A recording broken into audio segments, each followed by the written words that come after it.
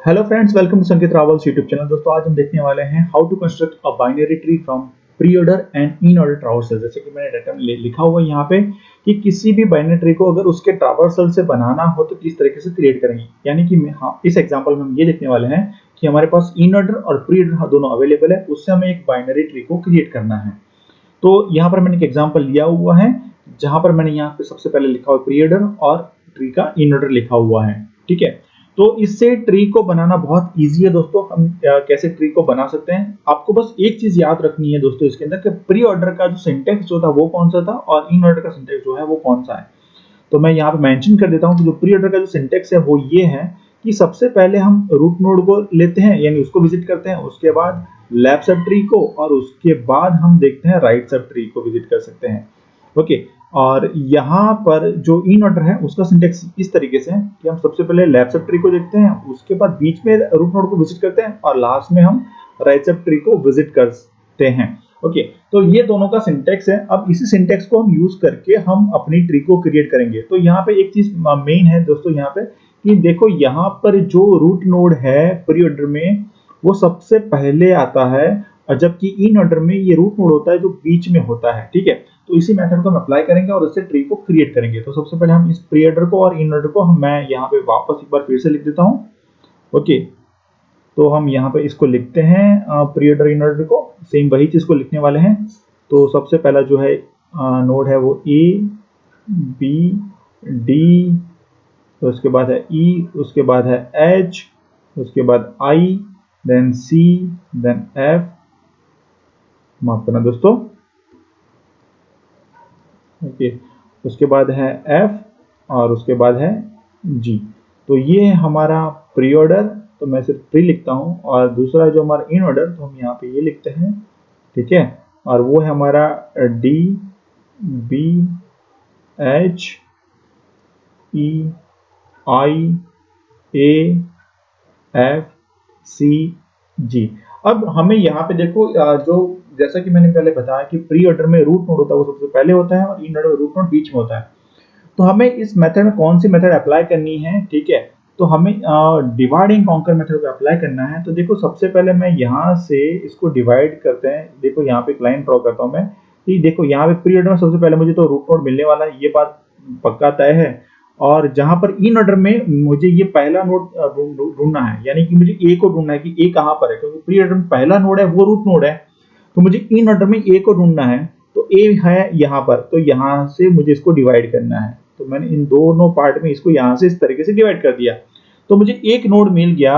ठीक है, जो है रूट नोड, वो है कौन सा नोड हमारा, वो है हमारा ए जो है वो रूट नोड है। ठीक है, अब इसका लेफ्ट पार्ट और राइट पार्ट दोनों तय करना है। ठीक है, तो जहां तक हमने डिवाइड किया, ठीक है, और हमने यहाँ पे इस नोड को हमने फाइंड आउट किया, ए को फाइंड आउट किया इस तरीके से। तो ए के साथ में जहां तक हमने डिवाइड किया, ये पूरा पोर्शन जो है यहाँ से यहाँ तक का, ठीक है, ये ए का लेफ्ट पार्ट है, और जहां जहां पर हम डिवाइड किया उसके बाद का जो पार्ट है वो राइट साइड का पार्ट है।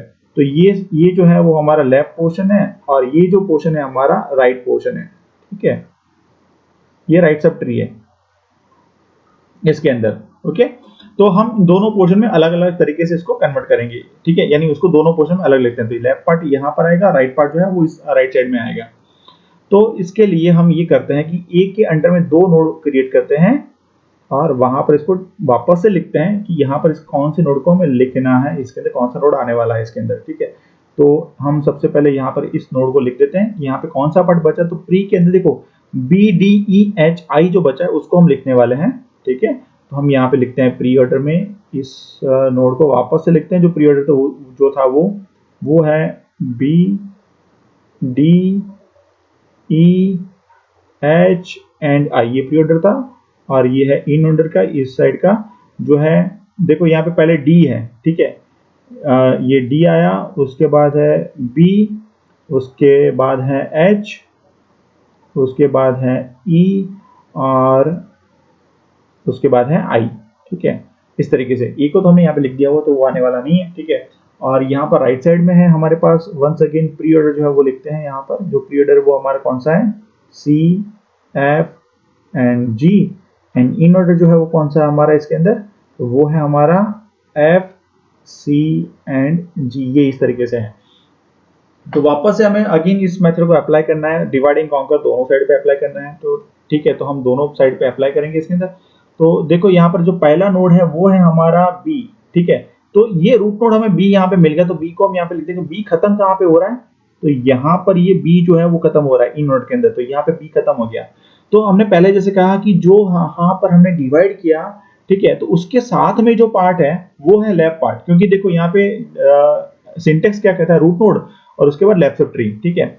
और यहाँ पर सिंटेक्स क्या कहता है, पहले लेफ्ट सब ट्री उसके बाद रूट नोड। तो यहाँ पर बी के आगे का ये जो पार्ट ये बताता है कि ये उसकी लेफ्ट सब ट्री है, ठीक है। तो इस वजह से हमें पता चलता है कि उसका लेफ्ट पार्ट कौन सा है, राइट पार्ट कौन सा है, ठीक है। तो यहाँ पर देखो हम यहाँ पर लिखने वाले हैं जो नोड है वो हमारा हमें मिलेगा, दैट इज बी।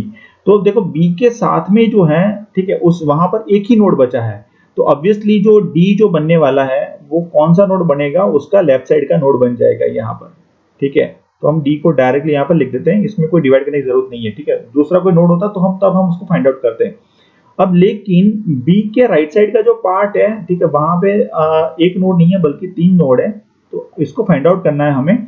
तो इसके लिए हम वापस से वही प्रोसीजर फॉलो करेंगे, ठीक है। तो हम यहाँ पे लिखते हैं, पीरियड को फाइंड आउट करते हैं, वो कौन सा नोड है, that is E H and I, ये है।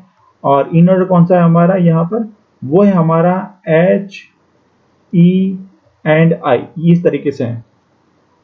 तो वापस से वहां पर सेम रूल अप्लाई करते हैं इसके अंदर, पहले इसको सॉल्व करते हैं उसके बाद में इसको सॉल्व करेंगे। तो ठीक है, पहले इसको खत्म कर देते हैं। तो इसको कैसे सॉल्व करेंगे दोस्तों, कि हमारे पास देखो जैसा कि हमें रूल अप्लाई किया कि जो ई जो है वो रूट नोड बन जाएगा, और जहां पर ई खत्म होता है, ठीक है, वहां पर उसको डिवाइड करते हैं, ठीक है। तो यहाँ पर हमें ई जो मिला वो बन गया पेरेंट नोड बनेगा, और बी का चाइल्ड बनेगा, यानी वो रूट नोड बनेगा।